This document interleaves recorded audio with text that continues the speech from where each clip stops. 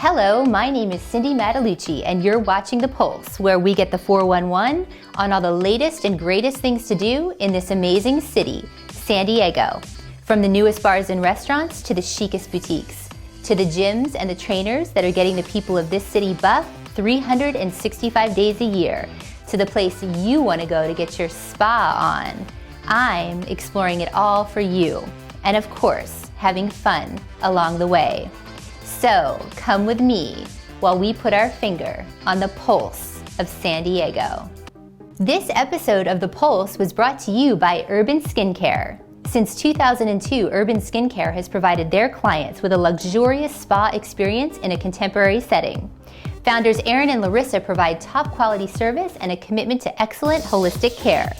At their full-service spa, they offer everything from facials to custom spray tanning. For more information on Urban Skincare, you can go to urbanskincare.com. On today's episode, we sit down with Scott MacDonald, author of Saving Investa, How an Ex-Factory Worker Helped Save One of Australia's Iconic Companies, to get his story and details on his new book. We then finish our 2-episode special on Johan Engman from Rise and Shine Restaurant Group as we take you inside more of his local establishments and talk about his growing restaurant empire. We end our show in studio with desert racing champion, successful entrepreneur, and author of his new memoir, Bulletproof, Justin Peck. When Scott MacDonald agreed to meet with the company Investa, he had no prior experience with Australian companies. He planned on a meeting with the company and Morgan Stanley executives in Sydney for 1 week in 2008. And it turned out to be a 5-year journey and a perilous effort to save an Australian commercial property company with $9 billion in assets and purchased by Morgan Stanley real estate funds in 2007. We get the skinny on this just for you. Hi, I'm Cindy Mattalucci, and you're watching The Pulse. I'm here with Scott MacDonald, author of Saving Investa, How an Ex-Factory Worker Helped Save One of Australia's Iconic Companies. So good to have you here. We're such a fan of your book. Now, before we get into your book, I want to talk about your career, because you've had such an interesting one.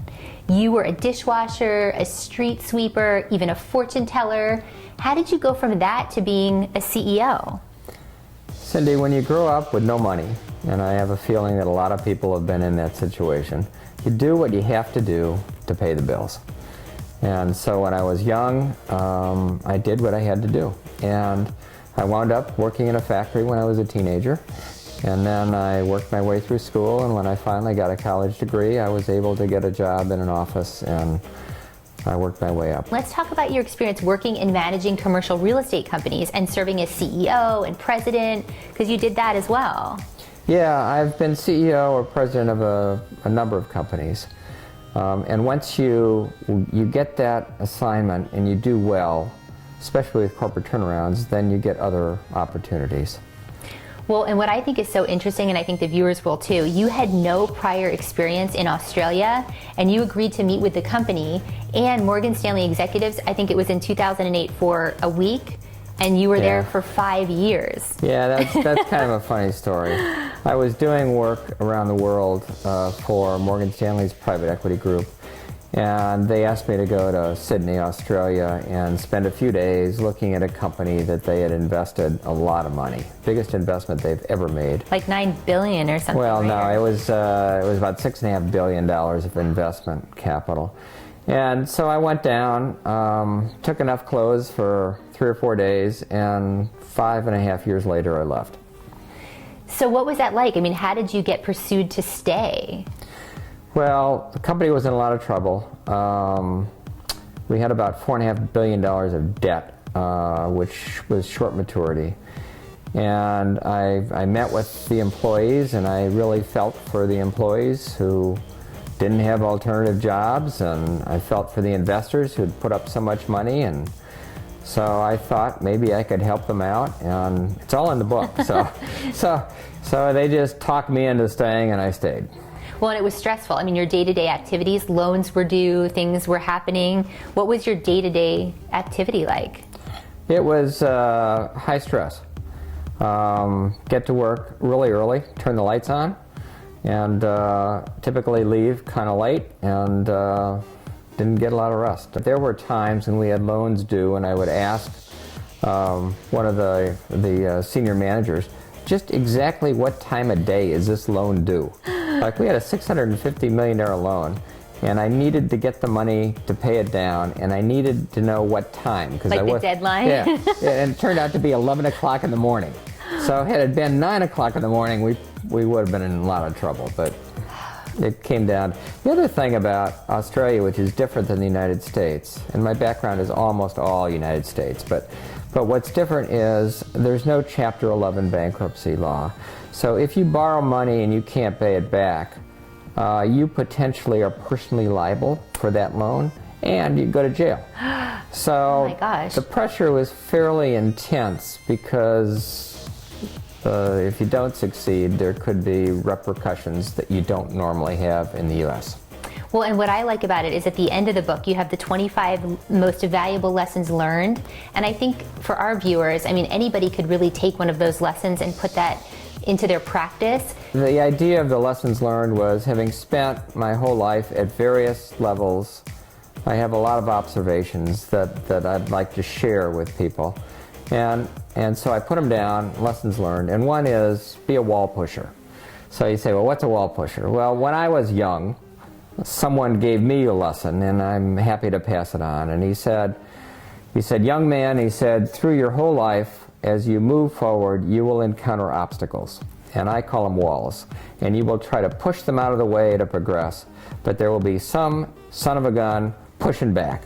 Always happens. Whenever you want to go somewhere, someone stands in the way. So you have to keep pushing, you have to be persistent, you can't give up. When you push that, because the guy's someday going to go away, then you're going to push that out of the way, and then you're going to have another wall. So be persistent and be a wall pusher. I think it's true, and questioning things, because people think, oh, I'll just take whatever people say, to heart. You always have to question, you always have to push. I think pushing those boundaries, and if you do fail, it makes you stronger. That's exactly right.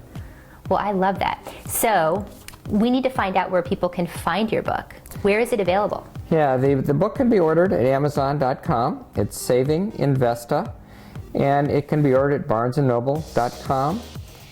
I think it's gotten really good reviews, and I think that it's a good read if you like nonfiction books, and it'd be a great gift if you know someone who is in business or someone starting out their career who could use some advice. We love it. So it's available now, and for all things about you, author ScottMacDonald.com. Right. And we can find out when your other books are coming out, because I heard a rumor that you might have some more coming. There's another one on the way. Pulse exclusive. Well, we love your book. We're such a fan. You guys, you got to get a copy of Saving Investa. And thank you so much for coming in today, Scott. Well, thanks, Cindy, and thanks to anyone who's watching this. For more information on author Scott MacDonald and to buy his book, you can go to authorscottmacdonald.com. When we come back, we're on location with Johan Engman. Stay tuned. Hey everybody, we're here live at Bankers Hill with The Pulse, and we are here with our sponsors. I'm so excited to introduce you to Aaron and Larissa, owners of Urban Skincare. They've got 15 years of industry experience, and they're going to be talking about skincare tips, trends, and what you need on our show once a quarter. Hey ladies. So ladies, for the viewers that don't know a lot about skincare, would you share a tip for us? What can they do to take care of their skin? Sure, we have a couple tips for you today. One is application of your product. It's super important to go ahead and apply your serums and moisturizers to the tips of your fingers, and then you're going to go ahead and apply that to your skin directly. The reason for this is because the palm of your hands will absorb the product very fast, and this also conserves your product as well. The other tip that we have for you today is our triple factor protection. This SPF is one of those non-negotiable products. You need to have this on your skin. It's protecting your skin from environmental stresses as well as UVA and UVB.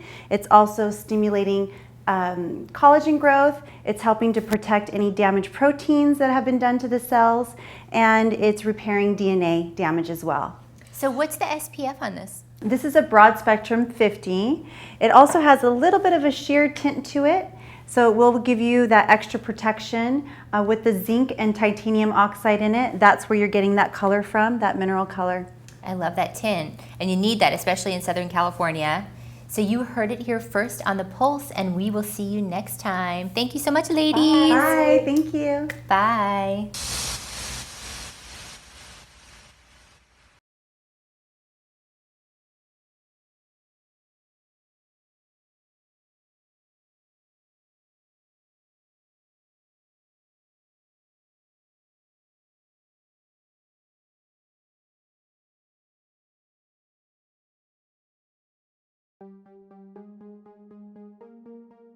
We spend another day with founder and CEO of Rise and Shine Restaurant Group, Johan Engman, to show you how unique and different his brand really is. Take a look at this. We're here at Breakfast Republic in North Park. I'm with owner Johan Engman. How are you? I'm great. Good morning. So good to be here. Great to have you here. You are building a breakfast empire. I love it. Let's talk about your inspiration. Well, I love to travel. I've been to about 60 countries, and I kind of pick up a little bit here and there, and love to try to put my own twist on whether it be a entree that's served for dinner in Vietnam or something from the South. Try to turn that into a breakfast item and be kind of unique in my own way. And what was it about the breakfast? Do you just love breakfast? Is it your favorite meal? It is. There's many aspects to it. One, I think it's a very underserved market. That's like the business part of my brain. And then, like you said, breakfast is my favorite meal of the day. I love it, and I think you can get really creative with breakfast. Well, and Zagat named you guys one of the top 15 brunch spots in the U.S., which is pretty exciting. Oh, such an honor, and very exciting to have them name us that. It was fantastic, yeah. Talk to the viewers a little bit about what they can expect when they come in. Well, you can expect to kind of discover something new every time, I think. There's hidden sort of puns and jokes throughout the entire restaurant, starting with the bathrooms, for instance, right? There's this mirror, you're looking into somebody's eyes, and then there's a reverse sentence in the back. It says, "You look fine," too. Yeah. Which I took a selfie already. Exactly. And then, about 20 seconds into it, the song cuts, and then there's either a quote from a movie or a funny saying or something like that. And there's random ones throughout the male room and the female restroom. So just a lot of that stuff. I mean, our beer glasses, our coffee cups. And did you come up with all these quotes? Yeah, so there was a base. I saw it at a winery once, which was similar, and I tweaked it to make sense for beer in this case. So that's where that came from. Like these ones are like this one's here.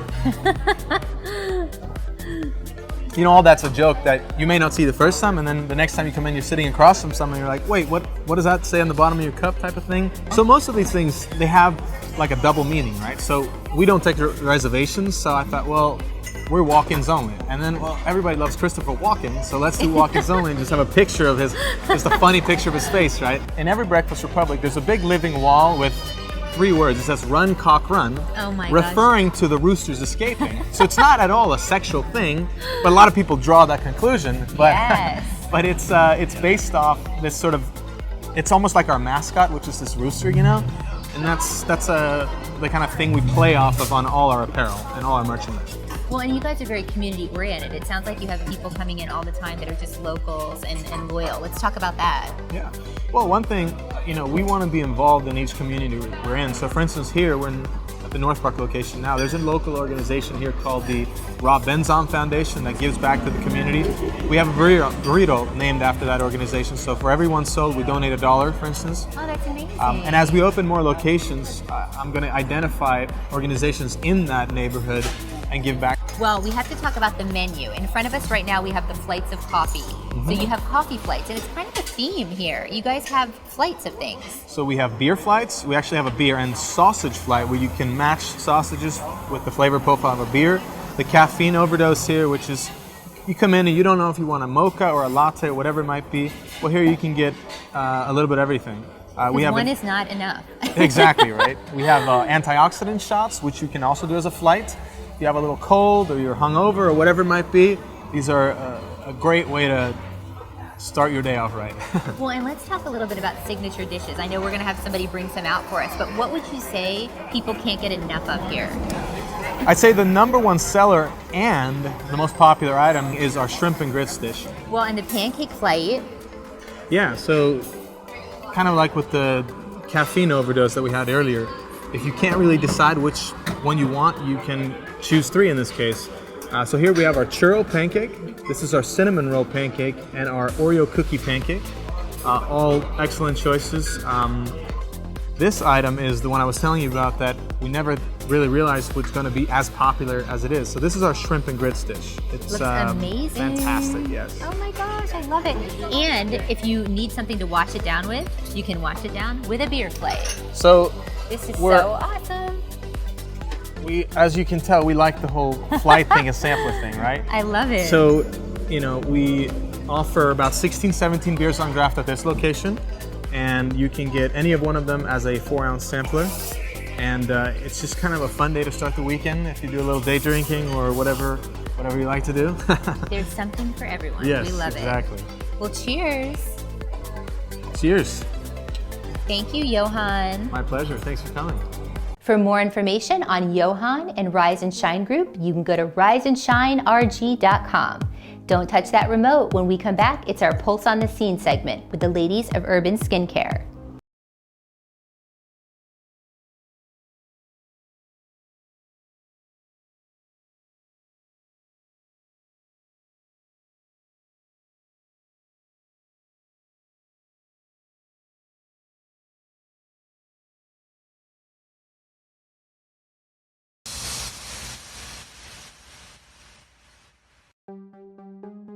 Welcome back to The Pulse. I'm your host, Cindy Matalucci. Now it's time for our Pulse on the Scene segment. On today's episode, brought to you by Urban Skincare, owners Erin and Larissa talk to us about the Elizabeth Arden skincare line and their customized facials for their clients. They are the only spa in San Diego to carry the whole professional cosmeceutical line. Check this out.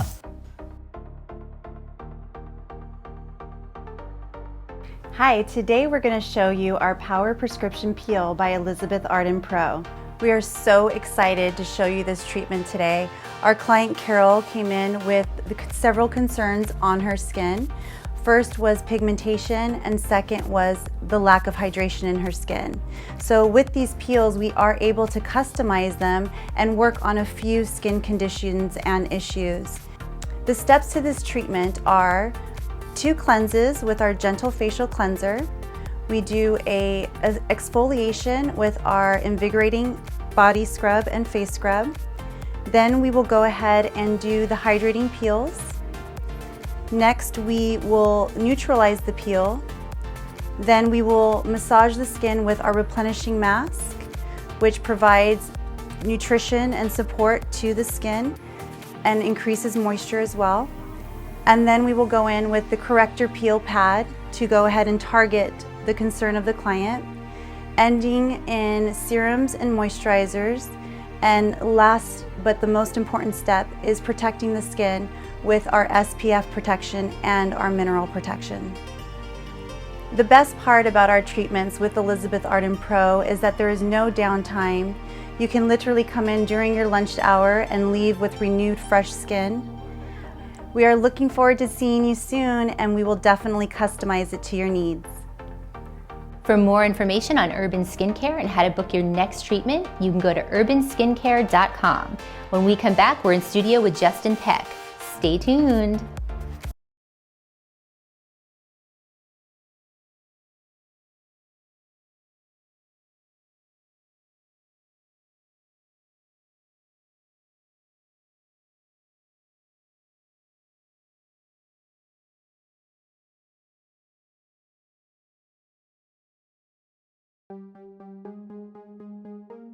We were so excited to have the opportunity to sit down with award-winning race car driver and author Justin Peck to learn about his story and how the notion of being bulletproof was a theme that played throughout his life, starting as a nickname for him as a young boy and then being a very literal theme as he grew up.